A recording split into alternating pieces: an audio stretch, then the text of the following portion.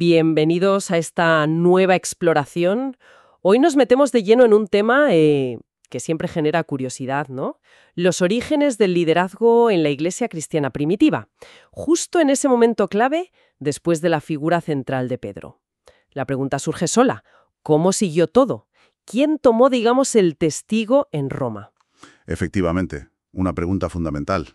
Vamos a ver qué pistas tenemos. Hay fragmentos en la Biblia, testimonios de los primeros escritores cristianos, los llamados padres de la Iglesia, y bueno, algunos registros históricos. La idea es intentar entender cómo se buscó asegurar esa fidelidad a las enseñanzas originales después de los apóstoles, sobre todo en Roma, que era un centro neurálgico. Exacto. Y la cuestión de fondo, la que va a guiar nuestra charla, es bastante directa, ¿eh? Tenemos pruebas tempranas de los primeros siglos de que hubiera una sucesión organizada, reconocida, en Roma después de Pedro. O dicho de otra manera, se puede trazar una línea, una conexión histórica visible entre la fe de hoy y la que predicaron los apóstoles. Va de eso, de cómo se pasó el mensaje y quién lo garantizaba. Y parece que las fuentes más antiguas apuntan bastante rápido a una figura: Lino. Lino, sí. Así que vamos a dedicarle tiempo a investigar quién fue este Lino y qué papel le dan los registros. Nos basaremos, pues, en la escritura, en San Ireneo de Lyon, que ya escribía en el siglo II, Una fuente clave, Ireneo. y también en historiadores como Eusebio de Cesarea, ya del siglo IV. Interesante, ¿verdad? A ver qué sacamos en claro. Pues sí. Y para entender bien esto de la sucesión, tal como lo veían ellos, ayuda a recordar esa base, esa frase tan citada dirigida a Pedro en Mateo. Tú eres Pedro, y sobre esta piedra edificaré mi iglesia. Para figuras como Ireneo de Lyon, ya en el siglo II, luchando contra lo que él veía como herejías, esa promesa no era solo para Pedro en vida. Implicaba una estructura, una continuidad necesaria para la comunidad. O sea, no era algo personal e intransferible, digamos. Eso interpretaba él, claro. Y lo fascinante es el enfoque práctico de Ireneo. Hacia el 180 después de Cristo, él decía, a ver, entre tanta doctrina diferente, ¿cómo sabemos cuál es la buena? Y su criterio era, mirad a la Iglesia de Roma y a la línea de sucesión de sus obispos. Para Ireneo esa secuencia era como un sello de garantía, una prueba visible de que allí se conservaba la fe original. ¡Qué interesante! Entonces, esa idea de una sucesión en Roma como referencia no es algo tardío. Según estos testimonios, no. Ya se argumentaba en el siglo II. Vale, pues centrémonos en Lino, esa primera figura después de Pedro. ¿Qué sabemos de él? Su origen. Parece que italiano.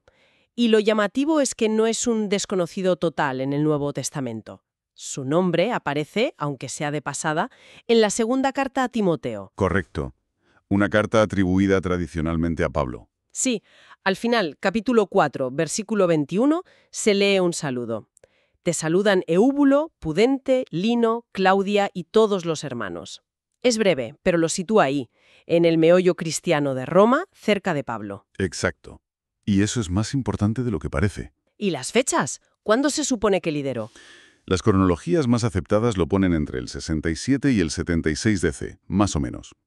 Justo después del martirio de Pedro en Roma, durante la persecución de Nerón. Vale. Y esa mención bíblica, aunque sea solo un nombre en una lista, sugiere que Lino no era un cualquiera, no era un recién llegado, era alguien integrado en esa comunidad romana de primera o segunda generación, conocido, cercano al círculo de Pablo, parece. No es una figura que aparece de la nada en los textos posteriores. Claro, le da como credibilidad histórica inicial, ¿no? Justo. Y los escritos patrísticos, los de los padres de la Iglesia de siglos después, describen justamente eso, que tras el martirio de Pedro, la comunidad cristiana de Roma vio en Lino a la persona adecuada para seguir con ese liderazgo. Las fuentes no hablan de una elección formal con urnas, claro, más bien de un reconocimiento interno, una aceptación de la comunidad de que él era el indicado para esa función de guía que había tenido Pedro. Entendido. Y aquí es donde se pone interesante ver cómo lo recogen los escritores posteriores, que aunque escriban después, aún están relativamente cerca. Mencionaste a Ireneo de León, siglo II. Sí, poco más de 100 años después de los hechos. En su obra principal, Adversus a Hereses, contra las herejías. En el título ya lo dice todo. Sí, ibas saco. Es súper específico. Libro 3, capítulo 3, párrafo 3. Dice algo así como, después de que los apóstoles Pedro y Pablo fundaron la Iglesia de Roma, encomendaron el servicio del episcopado a Lino. El episcopado, la función de obispo, de supervisor. Exacto.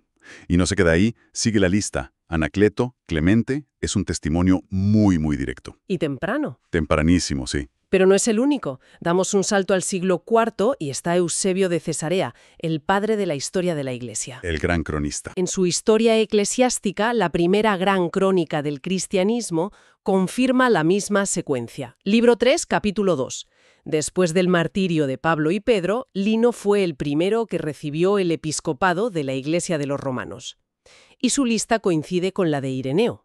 Y a estas dos fuentes, Ireneo en el segundo y Eusebio en el cuarto, se suman otras.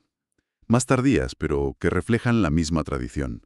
El catálogo liberiano, por ejemplo.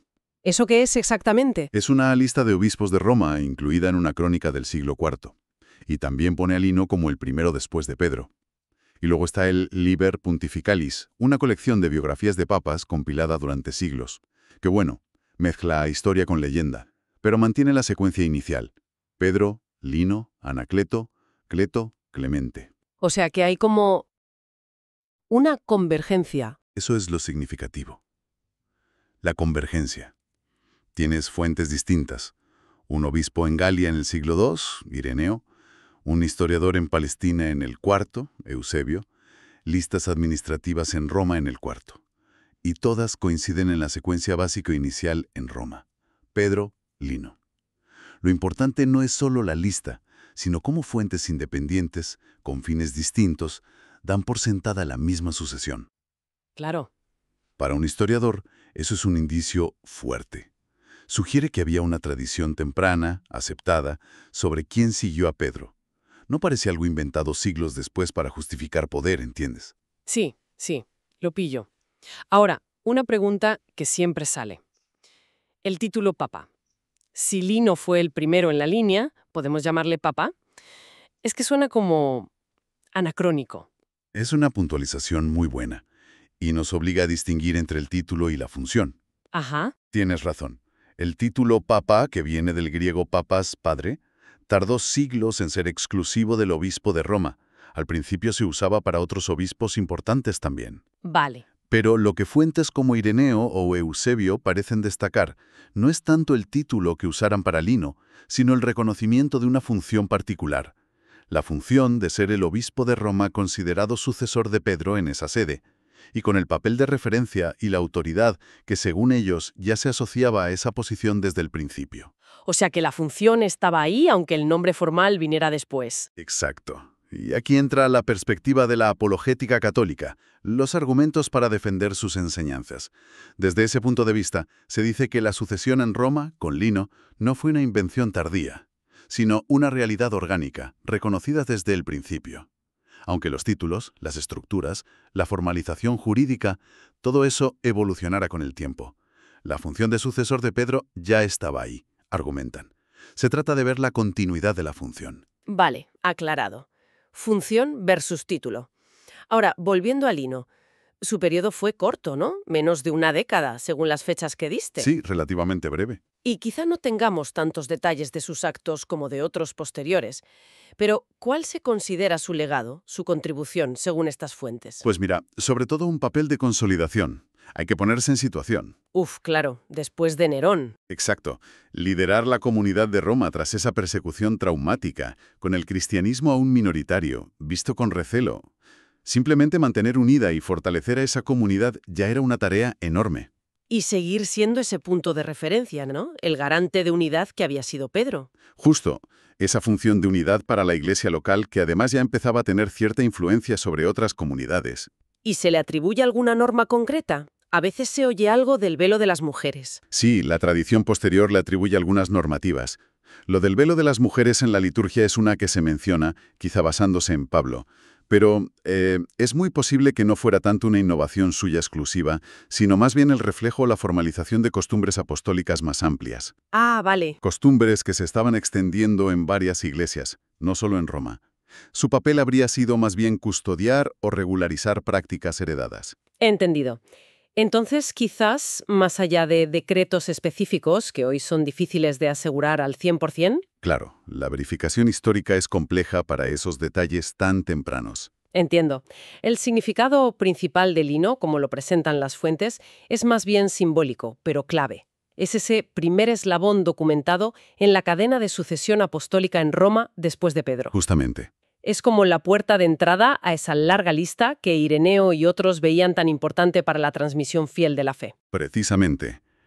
La figura de Lino, tal como la dibujan estas fuentes tempranas, ilustra esa idea central para la autocomprensión histórica de la Iglesia católica, que su estructura, su continuidad, no dependía solo de la vida de una persona, aunque fuera Pedro, sino de un principio de sucesión ordenada, visible.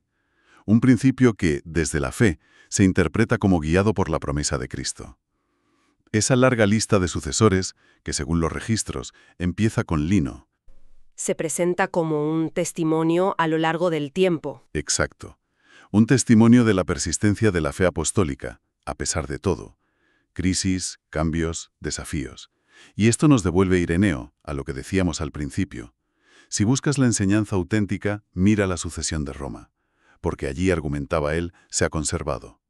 Lino es en esa lógica el primer nombre propio de esa cadena, la prueba viviente para Ireneo. Muy bien, pues creo que hemos cubierto los puntos principales. Hemos seguido el rastro de Lino desde la mención bíblica hasta los testimonios de Ireneo, Eusebio y las listas posteriores. Hemos visto cómo distintas fuentes apuntan a él como el primer sucesor documentado de Pedro en Roma.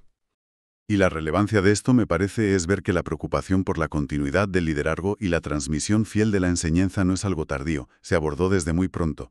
La figura de Lino, con el respaldo de estas fuentes diversas, se presenta en la tradición como el inicio tangible de esa cadena de sucesión apostólica en Roma.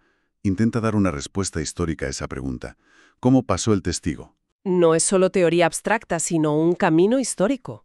Un camino que, según estos textos, empieza ahí, con él. Perfecto. Pues para terminar nuestra conversación de hoy, quizá podemos dejar una idea en el aire.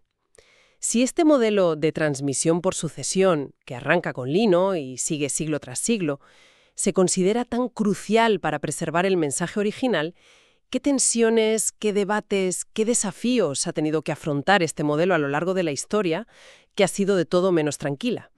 Muchísimos, claro. Y sobre todo, cómo esas tensiones y la forma de resolverlas o no resolverlas han ido modelando la institución que vemos hoy. Buena pregunta para seguir pensando. Queda ahí la reflexión sobre esa dinámica constante entre la voluntad de seguir igual y la realidad inevitable del cambio histórico.